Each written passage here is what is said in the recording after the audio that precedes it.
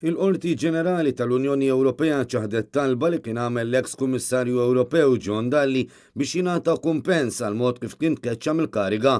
Il-każ kien żviluppa wara li bdiet investigazzjoni mill-Olaf dwar l-iskandlu tat-tabak snus.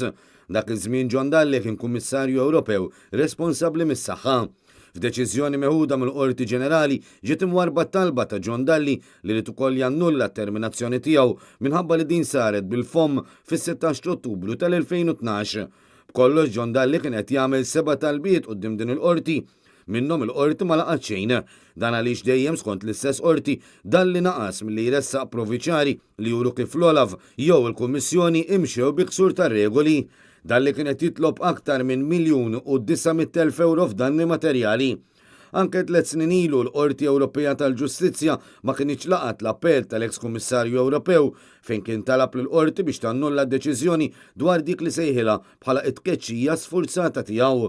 L-eks Kummissarju Ewropew John Dalli kien ressaq appell kontra l-President tal-Kummissjoni Ewropea ta' dak iż-żmien, José Manuel Barroso. Il-Kummissjoni Ewropea kienet irċeviet rapport mill-Olaf li kien ikkonkluda li Dalli kien ipparteċipa f'diversi laqat mhux uffiċjali u konfidenzjali ma' rappreżentanti tal-industrija tat-tabak mingħajr l-involviment u l-konoxxenza tas-servizzi kompetenti tal-Kummissjoni.